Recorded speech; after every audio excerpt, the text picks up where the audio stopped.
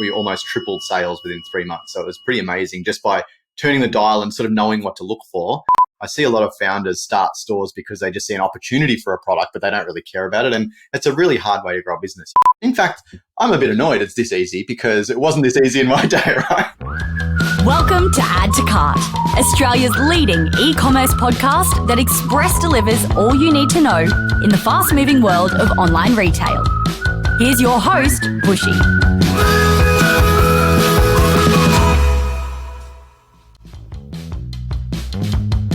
Welcome to another episode of Add to Cart. I'm Bushy and I'm joining you from the land of the Turrbal people, otherwise known as Brisbane, Australia.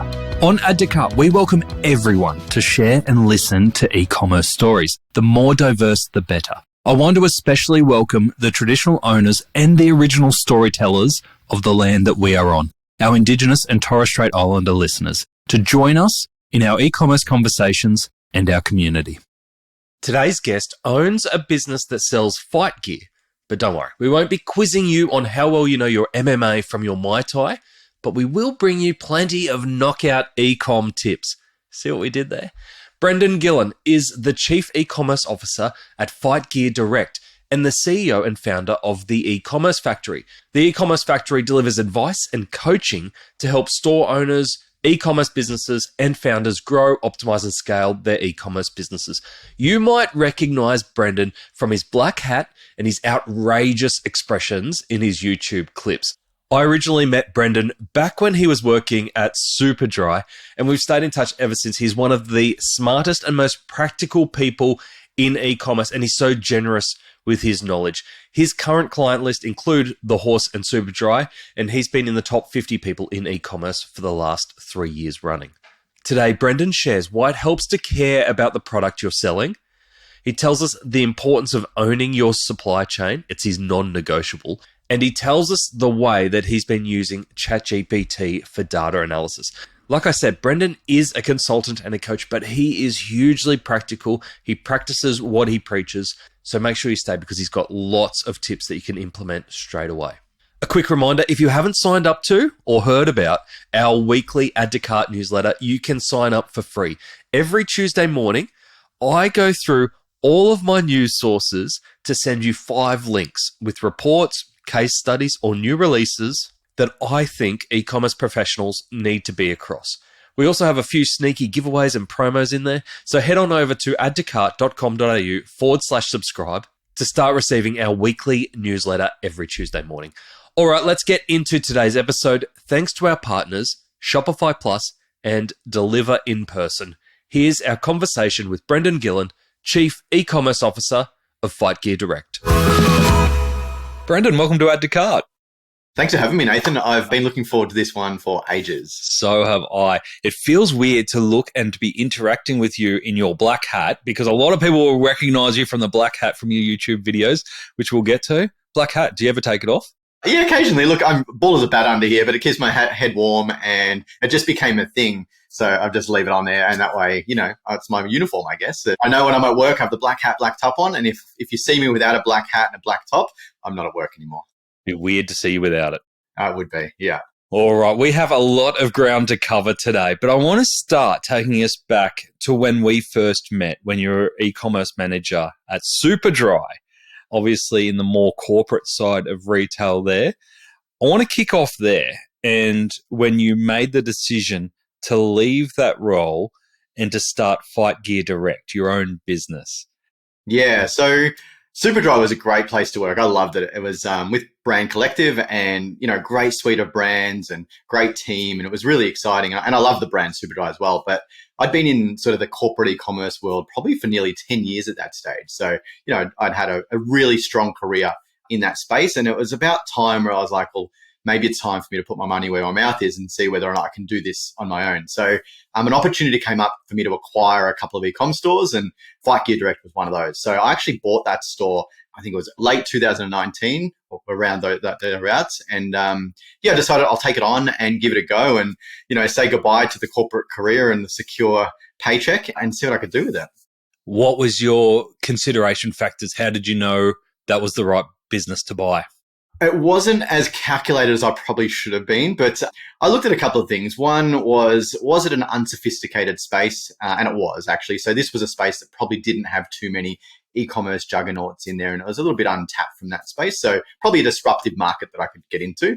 I had a look at the store, and the previous owner was actually a bit of a Shopify nerd as well, and he sort of knew his way around, but it was more of his side hustle. He was just dabbling in it. So I could see that it had the good fundamentals and the bones to go well, but it just needed a little bit of fuel put on the fire, a little bit of structure, a little bit of strategy, and hopefully I could get it to the results that I'd seen in some of the other brands that I'd gotten to.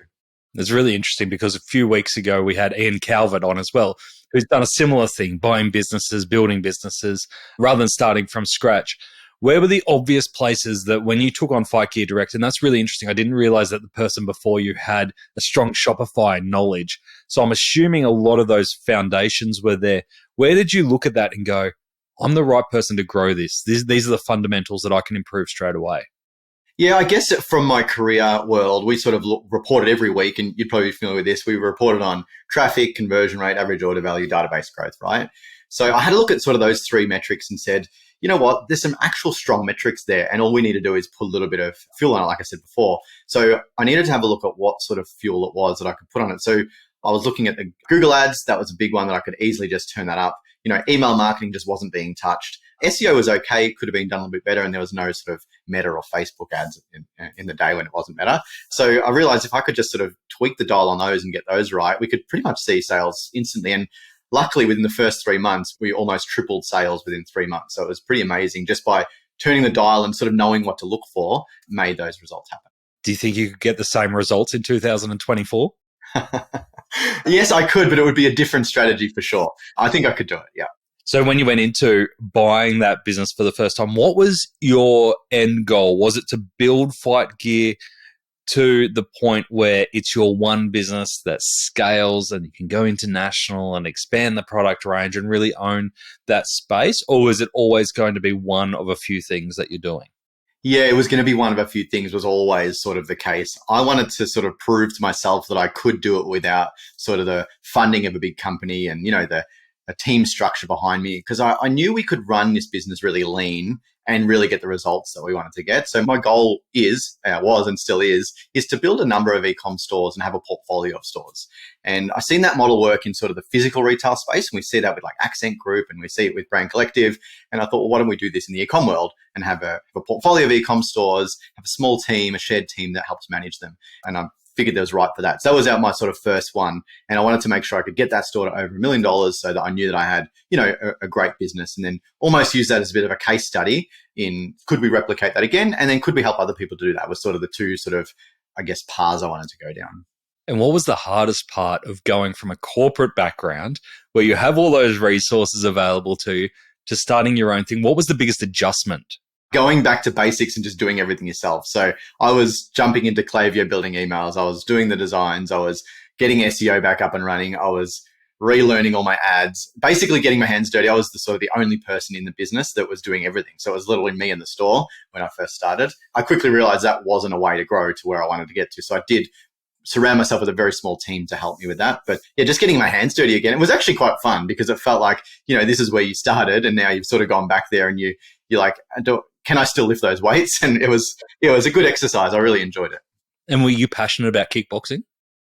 So I do have a background in martial arts. I'm passionate about sort of that martial arts sort of combat space. My background is in Taekwondo, so I really like that sort of space. Kickboxing, I don't mind it. I have never competed in it, but I would completely understand the sport.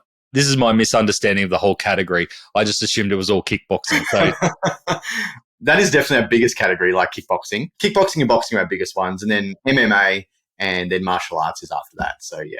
But yeah, it's good. So I do have an interest in it. So that was also helpful. I do believe that if you want to run an ecom business, you should be interested in the product somewhat, because it's a lot easier to pick up a product and assess it and know if it's good and know whether the market's going to like it if you actually know about the product. I see a lot of founders start stores because they just see an opportunity for a product, but they don't really care about it. And it's a really hard way to grow a business. You really need to understand, know the product, and really know whether it's going to fit the person that you're trying to sell it to.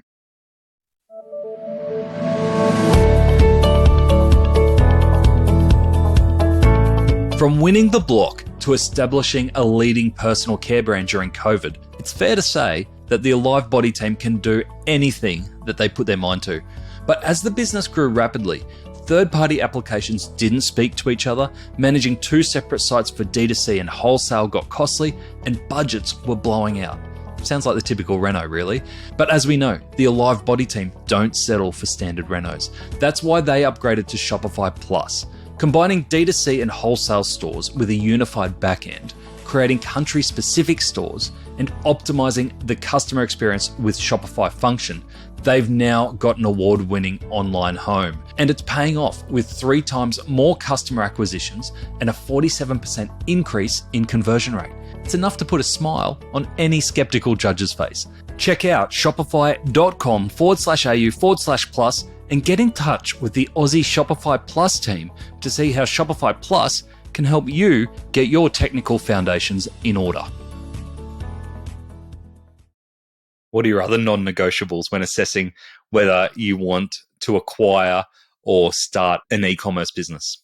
So these weren't non-negotiables when I first bought them, then non-negotiables I've learned since buying it. Definitely owning the full product supply chain is really important because we sell other people's products predominantly. We are starting to bring our own products in, which is really exciting, but selling other people's products means you're at the whim of them, right? And if they decide they're out of stock and if they decide they don't want to sell it to you, or if you've got 3-month lead time, that affects your business, right? So that's one thing. The other one is all around lifetime value and understanding how do we extract a shorter lifetime value out of our customers. So the typical cycle for someone who is in boxing is probably 18 months to 2 years when they need new gloves or new gear. So if we acquire a customer now, we may not see them again for another 2 years. So making sure we get profit out of that first customer is really important. So my non-negotiables now is own the supply chain wherever possible. Make sure you can increase lifetime value and shorten sort of the time from first purchase to next purchase. And then probably a third one is margin and just making sure that we have great margin. When you sell other people's products, they eat some of that margin as well. So the problem is now, and I often wish I was more ignorant when buying stores because I bought that store being a bit ignorant, not realizing I'm like, yeah, I can do this, no problem. But now that I know sort of all these other little bits and pieces, I'm like, oh, do I really want to invest in that store or do I really? Because it doesn't fit all the tick boxes that I want it to be. So yeah, that's my non-negotiables now. What's an acceptable margin for you today? An ideal margin would be 70% gross plus, right, is what I want. In saying that, I look at a lot of stores all the time, and I have seen people run exceptionally successful businesses with lower than 50% gross margins. It's just being super efficient with other parts of the business to make that work. So, we run a below 50% margin in our current business, and we can make it work really well. It can be a heavily profitable business, but it means we need to be lean and efficient in other parts of the business. So one of the things that I took from being in corporate to what I'm making sure I don't do in these businesses is running the most lean, leveraged business that I can without overworking people. So efficient ad spend, efficient teams, just doing the things that you need to do to get the results. So that's sort of the answer to the margin question. If you've got a big team and depending on the product and how operational heavy it is to make, obviously, the higher the margin, the better. Makes a lot of sense.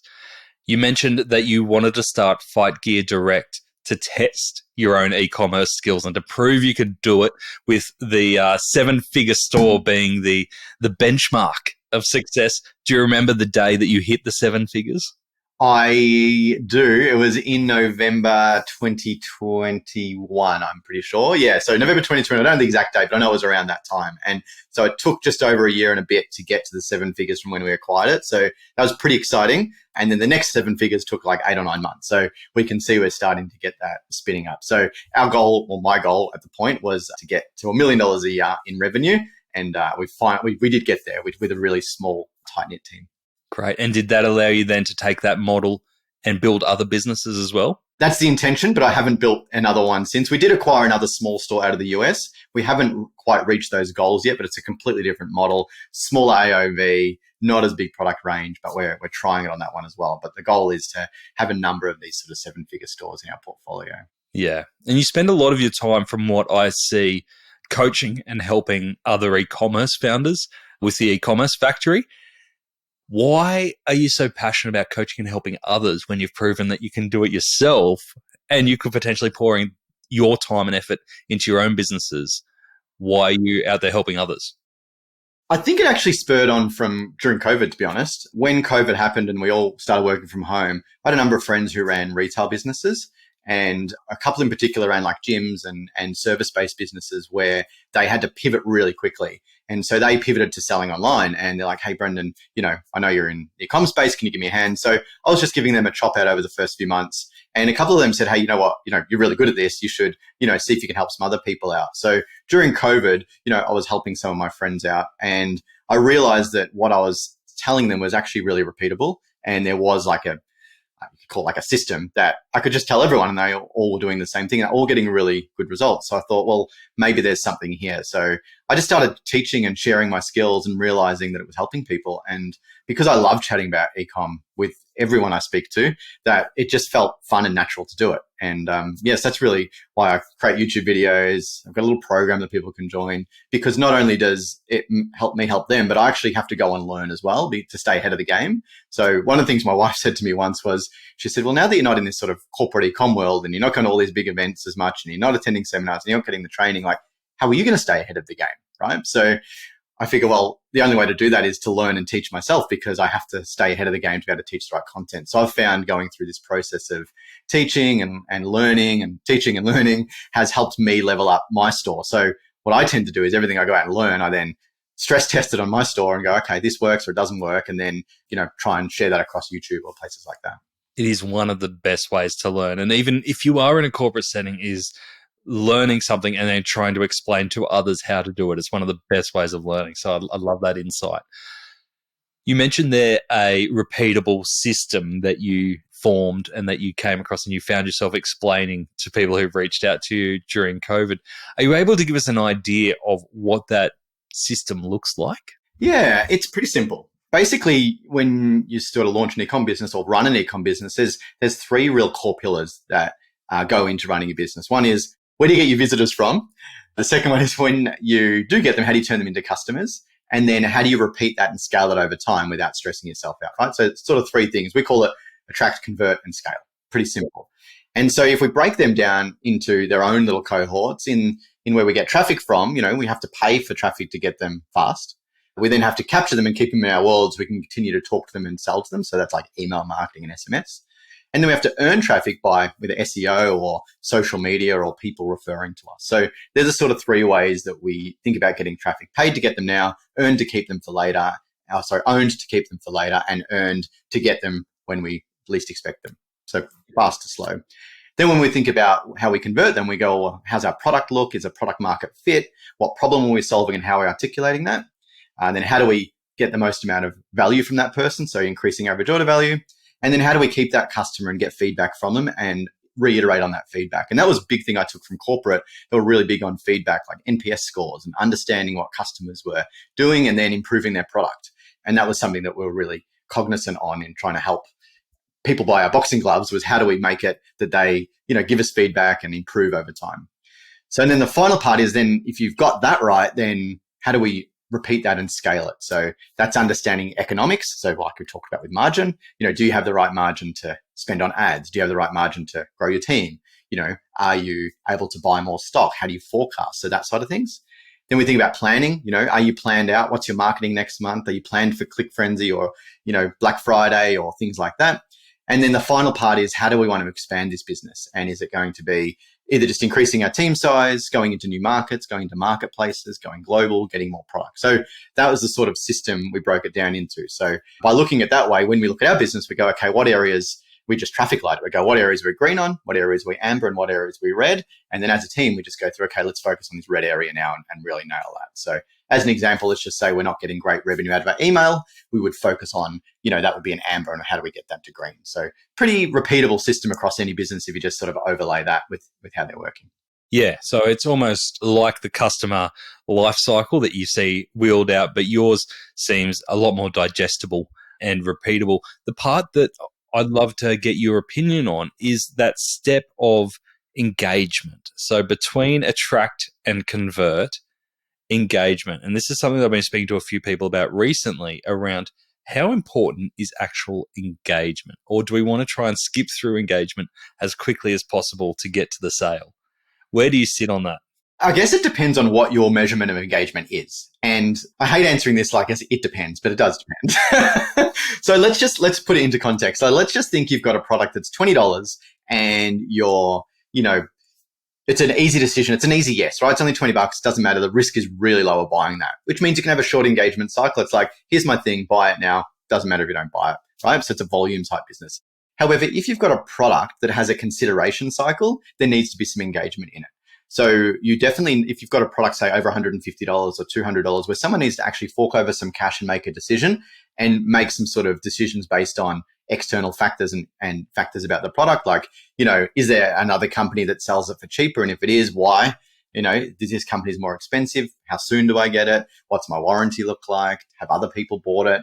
So there will be an engagement piece if the actual time to purchase is longer and the consideration phase is higher. So I think it's super important, but it's really dependent on the product that you offer and, I guess how much it is. That's how I see engagement play. Where engagement is important after the purchase is that lifetime value piece that I talked about, on keeping them aware of your brand, knowing that, you are still there and that you're trying to re-engage them to potentially buy from you again, or if not buy from you again, tell their friends about you. So you've got this promoter mentality from your customers. So rather than a unique stage that sits between attract and convert, you see engagement just as part of every step, but the engagement being relevant to where they're at. Absolutely. Yeah. Because we don't want to just, wham, bam, thank you, ma'am. We want to make sure that if we do get the customer in, that we make sure that they become part of our community. And it's actually a really interesting thought I just had was we've got 2 or 3 people I work with, and they actually have really strong communities that they continue to, I guess, put their hands into the bucket and, take revenue out of. So they have large Facebook communities that are part of their VIP. So they're existing purchasers that are in this VIP community that they continue to talk to. So they're continually engaging and bringing people into this world. And if you think of some of the biggest brands in the world, they're brand advocates and they are part of that community and they're proud to wear the brand. So I think engagement needs to be from the start all the way through to the end. It feels like Facebook communities, I know this was just an example that you gave, but are kind of one of the underrated weapons that you can have as an e-commerce brand if you get it right. From what you're seeing there in those examples, what are the secrets to a great Facebook community for an e-commerce retailer? It's really simple. You just don't try and sell to them in the community, right? So you become one of them. So people buy from people, right? So if they can put a face or a persona behind the brand, and they then can feel like they relate or can become part of that brand or aspire to be that brand, and you speak to them as part of this community, then you're going to have raving fans forever. But if you just bring them into the community to try and sell to them, you're going to lose them straight away. There's a couple of activewear brands out there in Australia that do these communities really well. They have like VIP community groups. And if you're part of this community, a little takeaway for people is what they do is they go in there and they say, we're refunding all these orders, or we're going to refund one of these orders, just put your order number in, right? And so for the week, you put your order number in of the purchase that you've made that week, and they go in and they choose order number 1, 2, 3, 4, you've been refunded today.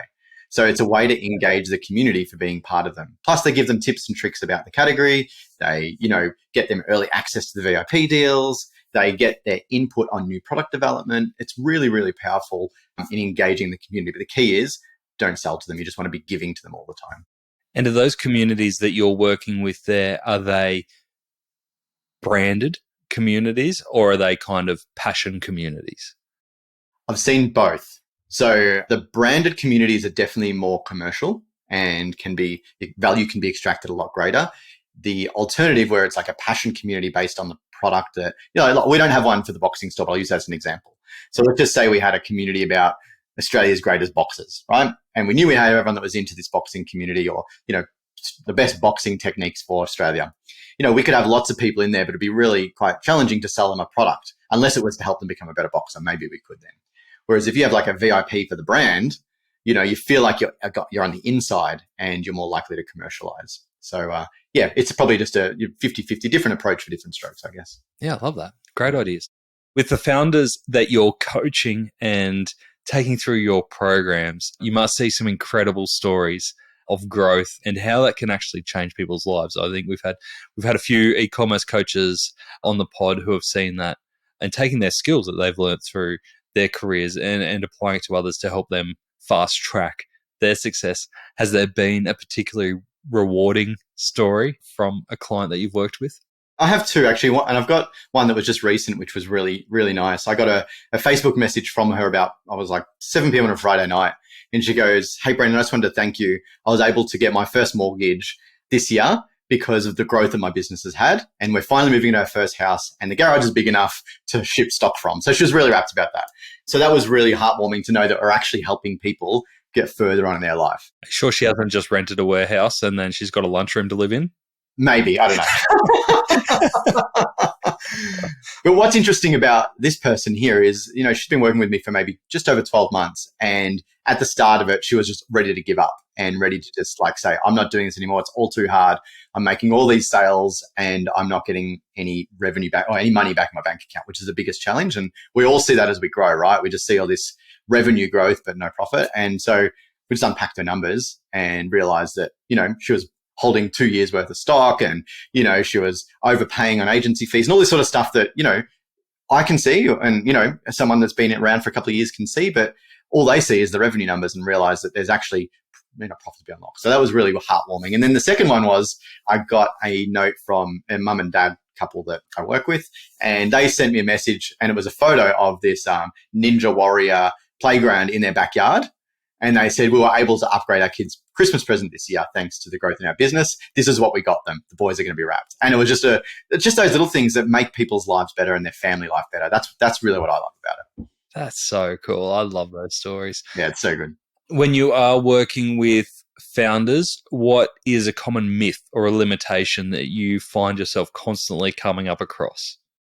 The big one I see is that people think they need to be a tech expert in e-commerce. That's probably the biggest one that is a big limitation and probably why I push Shopify so much in my world, because I have been around a little while and I come from the days where we were using Magento 1 and you did need to be very techie for that sort of stuff, right? Really, really techie.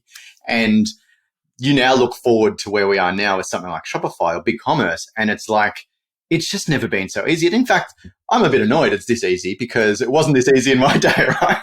So when people say to me, oh, I'm not techie, I can't do it, then I'm like, well, actually, no, that's not true. And I've got a little bit of an example where I've been able to prove this wrong is I got two daughters, one's 6 and one's 9. And when my daughter was 8, so she turned 9 in November, but she was 8. So I think it was October last year. And she said, hey, Dad, what do you do for work? And I said, I sell things online. And she's like, okay, do you think I could sell things online? I'm like, I think you could.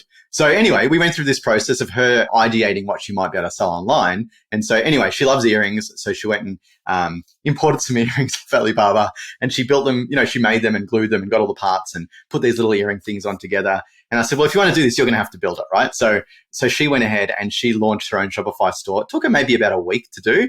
And I wasn't doing anything techie. I was just sitting there next to her and she built the Shopify store. And she's she was 8 then, she's 9 now. But now she launched this store and, she started selling products. And I think in the first week and a half, she made like $100. And for a 9-year-old, that's ridiculous. So when people tell me that they're not techie enough, I'm like, no, that's not true. That's a limiting belief that you have, because the amount of education out there, the amount of ease that things can be done, and the amount of support that you can get for free, like off YouTube as an example, is phenomenal. So you can do it. So that's the biggest one that I see, is that the tech can't hold you back anymore. Was your last e-commerce experience blasé or beautiful? Online retailers have dozens of touch points with shoppers, but the delivery experience is the one touch point that stays with shoppers far beyond the checkout. Picture this. You've purchased a product you love online. It's crickets until you come home to find a sad-looking, dented package left unattended at your door. Sometimes that's all it takes to turn anticipation into heartbreaking frustration. How can you tell if this is happening to your customers? NPS, or Net Promoter Score, is a critical indicator. The average NPS in e-commerce is just 50. Deliver in Person, the delivery experts who create remarkable post-purchase experiences, consistently gets around 98 NPS. Deliver in Person has already helped brands such as July, Samsonite, The Party People be even more adored by their customers.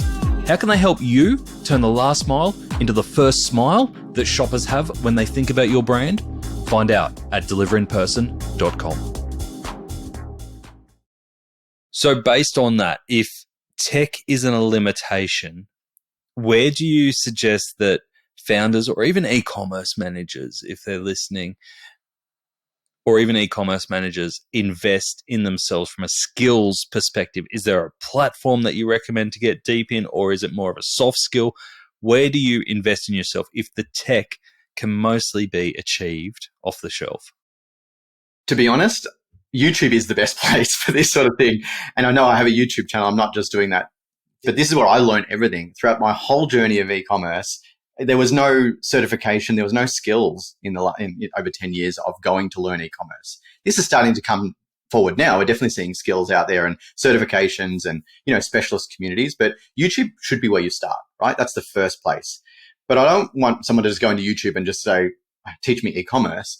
You need to go with a specific problem that you have that you want to solve, right? So if you want to solve, how do I get a better return on ad spend out of my ads? We then just dive into YouTube, go down a rabbit hole and choose a strategy you like and try and implement it and then test and learn, because you can't break anything now that the tech is so good. So you're not going to go in there and break anything. You might just spend a bit too much money and you got to pull back a little bit. But go into YouTube again and go, okay, I overspent, my CPAs were too high, what went wrong? And there's always someone in YouTube that can help you. So that's where I really go into, and then go into industry bodies after that. So if you have a specific skill, like you want to learn Klaviyo or Gorgeous or Shopify, they've also got amazing free education as well. So education's easy to come by and the tech's easy to do. Like there's no reason you shouldn't be able to get there, really. That's awesome. And I know that you've put a lot of effort into creating YouTube videos to help the community, all available for free. The one that I saw most recently was that there was a Facebook group that we're both involved in, and there was a lot of questions around the email changes to the DMARC and making sure deliverability, that's all happening. And you went, well, actually, I've just created a video on that. How do you work out how you can help people using YouTube? So if we revert back to what we said earlier, where if I want to stay ahead of the game, I need to learn the thing to be able to teach it. So when this DMARC thing came up, I was like, I don't have a clue what this is all about, right? And so what I do, I went to YouTube to find out all about DMARC. And I'm like, there's no video here for this. So I'm like, well, who's going to create the video? And I thought, well, I can do that. So I'm really good at learning. So I just went through and, sort of sticky tape together what the DMARC was all about, and then I created a video on it. And my goal is to make sure that I make the tech complaint go away and I make the complex really simple. And that was what I tried to do in that video. I was like, it's actually not that hard if someone speaks to you like a human and not like a tech bot. And we just go, okay, we just click that, and we're done. So I just create videos I wish I had when I was learning. And if it's not out there, then I'll go and research it, learn it, and then I figure, well, since I've learned it, I may as well share it with someone else because there's likely someone else out there that's going to need it. Yeah. What's been your most popular video so far? Shopify SEO, actually. So we do a whole swathe. I would say it's just me and a video editor. So I do a whole swathe of videos based on, again, my interest at the time. So I was going down this Shopify SEO rabbit hole, and I knew a little bit about SEO and I understood the whole structure behind it. I'm like, okay, well, again, maybe people would like to see this. So I created a little framework and created the video of Shopify SEO, and then we did an advanced SEO one. Then we did a Shopify marketing and then Shopify Facebook ads. So sort of everything I'm learning, I just record what I've done and load it up there. What have you learned about creating YouTube videos that attracts the right audience and engage? I always find, the idea very overwhelming, fast frame rates, all that sort of stuff. I'm like, it just seems a lot of hard work. So I block out nearly a day and a half every week now just to do content. And that's not just content for YouTube, but for my internal community as well. But there is a structure you need to follow. And, I follow the Mr. Beasts and all these other sort of guys. And they do actually follow a framework from packaging up the thumbnail. That's why you might see me doing these crazy faces. Yeah. They do the packaging up the thumbnail through to the headline. But then it's also through to the first 30 seconds and understanding how to get people to click in there, and then retention rate. There is a lot that goes into it, and understanding the structure and the strategy that goes in, while still trying to teach someone without trying to sound like you're just trying to, keep them watching your video. So it does take a lot of work, but once you get a rhythm, it's basically, you can sort of just get used to doing it. So I've cut my video recording time down from a day to make one video. I can maybe make 4 in a day now. So it's a lot of, I'm enjoying it. It's a lot of fun, actually. We're up to 7,000 subscribers now. Pretty close, yeah. Yeah, I think we're there. And my goal is to get to 50 by the end of the year. So anyone listening, please like and subscribe. I have noticed that is now my new vernacular. Everywhere I go, I'm just like in a conversation saying, like and subscribe to this video. I was listening to Stephen Bartlett's Diary of a CEO book on the way to work the other day, and he was talking about that same YouTube thing about how many headlines and thumbnails he tests, and it's a stupid amount. The amount of detail that they put into their YouTube testing is insane. But he talked about the please like and subscribe. He's like, I found myself saying that over and over again. But then he had a tip in there. He was like, actually, I realized that after a while, everyone was used to that language. So I have to stop saying that and reword it in a different way. And it was something like, did you know that 70% of you who listen to this actually don't subscribe? If you subscribe, you'll be able to help us create more content. And apparently his subscriptions just went off the charts. Yeah. That's definitely the talk in the creator community now around, like and subscribe is like banner blindness. It's like a pop-up on a website. You just close it without even reading it. Same with like and subscribe. So you will notice, now that you've brought it up and now everyone listening to this is going to notice as well, you'll have something like smash the subscribe button, or they'll integrate it into the content somehow, or they'll do something along those lines. So yeah, 100%. But for amateurs like me, I'm still at like and subscribe level. Eventually I might try something bigger than that. Do you find YouTube as a successful channel for the e-commerce brands that you're working with? Not as big, because you do need to put a lot of effort into it. So if we think about what I talked about, leveraging and efficiency in growing e-com brands, there's a lot of work that goes into building a YouTube channel. And, you could be better spent that day and a half focusing on other parts of your business that are going to get the bigger outcome. It's a long burn on getting YouTube, and you can go down a rabbit hole. So we see YouTube ads can be quite good, but not necessarily YouTube content unless you have like a specific need. So there is a couple of guys that I know, they're not in any of my communities or anything, but they run like fishing channels and, talk about lures and all those sorts of things where they are teaching people something and then looping it back into their e-com store. What I see a lot of content creators from YouTube doing is the other way around. They create the YouTube business and then they start selling products. There's this really one famous guy actually. His name, I'm not sure what his name is at the moment, but he ran a YouTube channel where it was about like plants and growing plants in your house. And he ended up selling like plant pots, and he ended up doing like $1 million in the first month or something like that, just because his YouTube audience was so big. So I think it works better the other way around, not trying to build a YouTube audience to sell product. I think it works better the other way around. Yeah. Like Mr. Beast selling chocolate. Oh yeah. Have you had his chocolate? That's horrible. Oh, I liked it. I really, maybe I'm just a fanboy. That could be why I like it. Yeah, maybe I came with the opposite, and I was like, because my son was, begging me to buy it, and I got it. It was like $4 for 50 grams of chocolate, and I'm like, this is a rip off. And so he's like, did you like it, Dad? I'm like, no, it's pretty average. I think you must like really sugary chocolate, because this is quite bitter. Like it's very. I like dark chocolate, but it just wasn't my thing. But incredible story. So which e-commerce tools and tech are you experimenting with now? We've mentioned Shopify and the Klaviyo's and the standard tech set. Is there anything interesting for you out there right now? Look, the biggest one for us is keeping it really lean. Tech stack for us is to be super lean, and I've said that a lot. That's really important. But we're just trying to leverage the tools at our disposal. So AI and media buying is really big for us right now. So we're trying to keep everything in-house. So we're leveraging sort of machine learning and AI where we can. So your ChatGPTs, your Bards. We use ChatGPT heavily for things like data analysis, because we can put spreadsheets in there and get some information out about the spreadsheets. We use it for a little bit of ideation and back and forth for creating email content, some of those sorts of things. Walk us through the spreadsheet thing, sorry, and then we'll come back to that. But I'm really interested. So you're obviously subscribing to ChatGPT, so you get GPT-4? Mm-hmm. Yes, correct. What kind of spreadsheets are you putting in? So we're exporting sales data out of Shopify and we're throwing it into ChatGPT and just asking it questions about that data. So we might do something like, how many times has a customer purchased more than twice in the last 12 months or something like that, to really just sort of choose the data.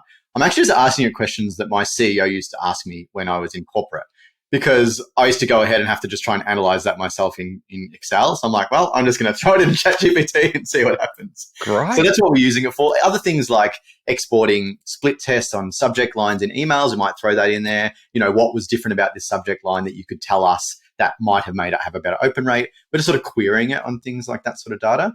Is it perfect? It's not amazing, but we can definitely see the potential of it. And it's really powerful for us there. So do you always have to double check the results? I probably should double check them more than I do. But it's pretty good because it keeps asking you questions if it can't get a result for you. So it'll be like, I'm not really sure what you mean. And it asks you to re-explain it. So that's sort of one way of using AI. The other one is we built a little tool internally that helps us create ad copy.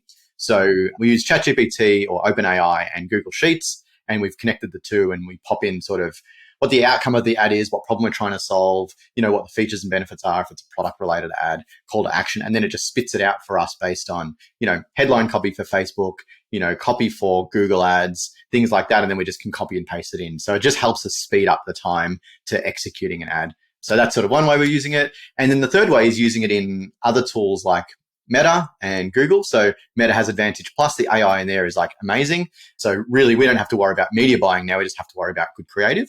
And then in Google, we're using PMax quite heavily because PMax, it works really well for big data sets. If you throw lots of data in there, it spits out and gives you answers. So we sort of use the AI not as doing the job for us, but to teach us how the algorithm's working, right? So if we're throwing bad creative into Facebook, the algorithm's going to just chew up the budget. It's not going to perform. But if we throw good creative in, then the algorithm likes it. So we know that it's working really well. And then the same goes with PMax. So that's sort of because I have a lean team, my team is now, that's my AI team, if you could say that.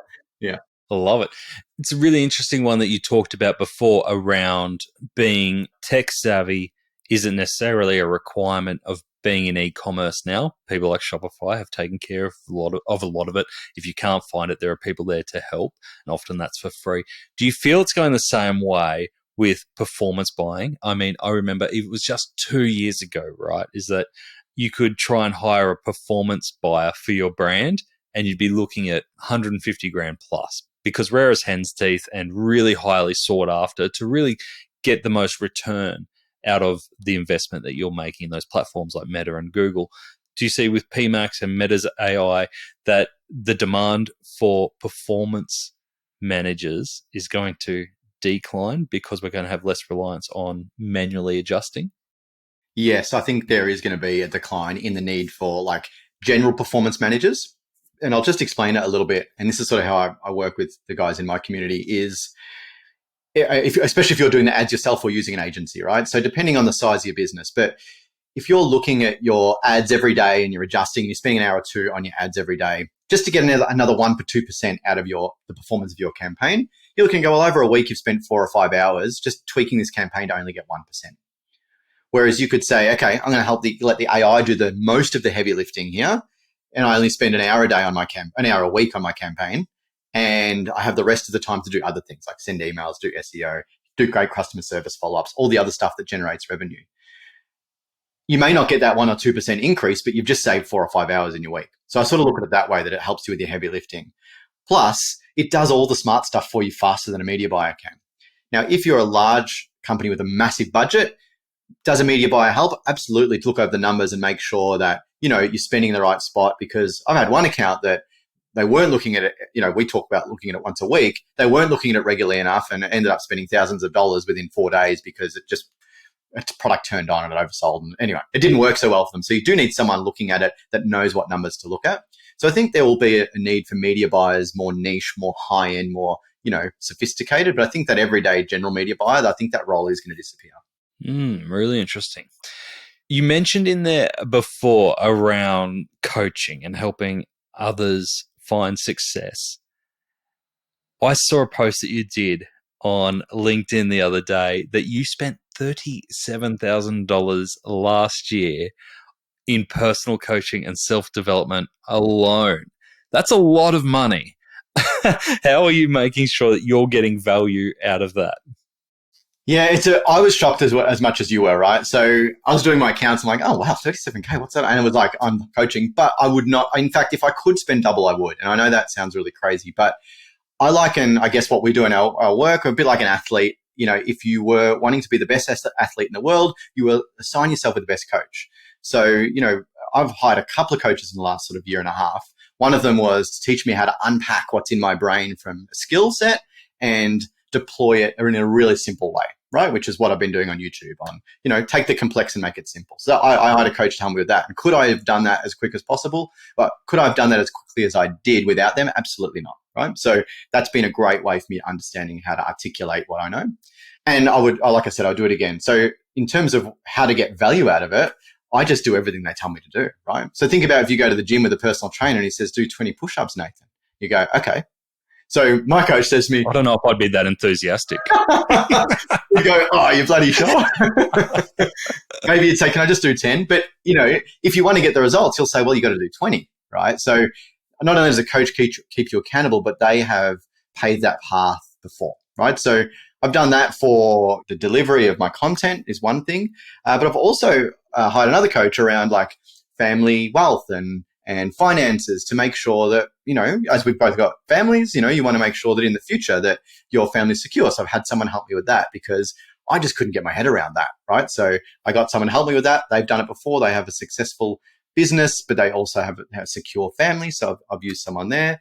And then I join masterminds a lot, again, being with people that have taken the steps that I want to as well. And I've no doubt that by coaching and being part of masterminds and networks has absolutely made me so past where I thought I would be in 2 years since 3 years now since leaving sort of my career. That's awesome. So is the secret to you finding people who can help you, they have to have done what you want to achieve? Always. Yeah, because how can they teach me if they have never done it and they've never felt it, right? So that's really important because, there's a lot that goes in it emotionally, as well as, what should you aim for and how high should your aspirations be? I always thought I would be here, but they're saying, no, you could be here or vice versa. And I think that's really important that someone can see what you can't see and have lived the dream that you want to live before. And I think that's really important. And yeah, I love aligning myself with people that have done what I want to do, really. It's sort of how I see it. Great advice. And I think that loops nicely back to where we started with you, your desire to prove that you can build Fight Gear Direct to $1 million and well beyond now so that you can help others as well. So great philosophy there. I love that. What's next? So you've got a lot on your plate at the moment. What's next? What's next for yourself? Fight Gear Direct, e-commerce factory. How do you prioritize it? Yeah, look, I'm pretty lucky. I have a nice tight-knit team that helps run Fight Gear Direct and helps us work in our coaching community. So I'm always on the lookout for acquiring new stores or, building new brands. So we have 2 sort of in the works that we're hoping to get up and running in the next few months in terms of building one from scratch, which I never thought I'd do, but I think I'm going to. And then looking to acquire another one. So really living that portfolio dream that I had as we go, while still sort of using what I learn on there and teaching to people via YouTube, really. Again, it helps me sharpen my sword. So that's sort of my goal is more ecom stores, more content, and just keep it like that. Love it.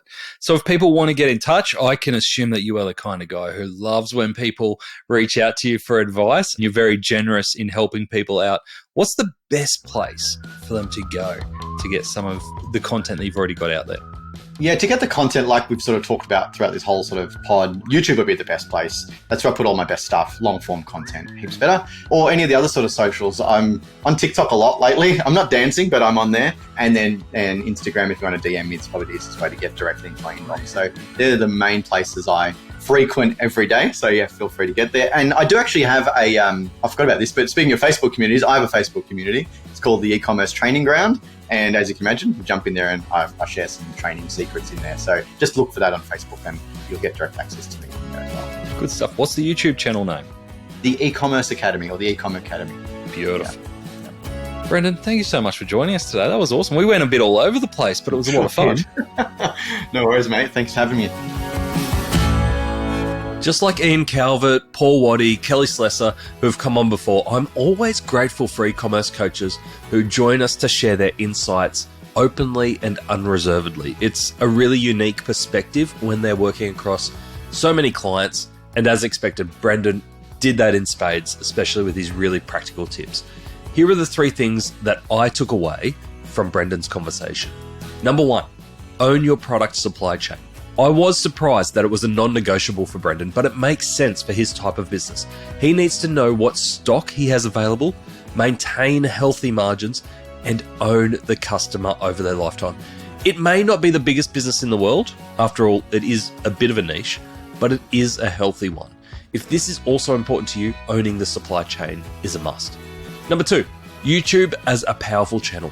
While TikTok is the darling at the moment, YouTube remains a powerful channel to engage and build an audience, as Brendan shows. He gave some great tips around how to select content, catch attention, and interact with audiences to make it a powerful reach tool for the right audience.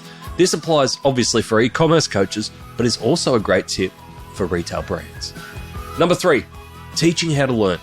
I know it is daunting and imposter syndrome is very real. I know that. But teaching truly is one of the best ways to learn. Taking what you know, bringing in new perspectives and angles, and then distilling this in an easy to understand concept is not only useful for those you are teaching, but will also help you communicate your knowledge to others. Thanks for joining us today on Add to Cart. To listen to all our e-commerce conversations, now in the hundreds, you can head on over to addtocart.com.au. There, you can also join up to our free private Slack community to share e-commerce ideas, tips, and questions with other listeners. You can also subscribe to the Add to Cart weekly newsletter and browse some of the video highlights from our chats. There is a lot there. That's addtocart.com.au. And if I can ask you one thing before you go, if you enjoyed today's episode, make sure you share it with a friend or a colleague who could benefit, or leave us a review. It really makes a difference. Thanks again for listening, and until next time, keep those customers adding to cart.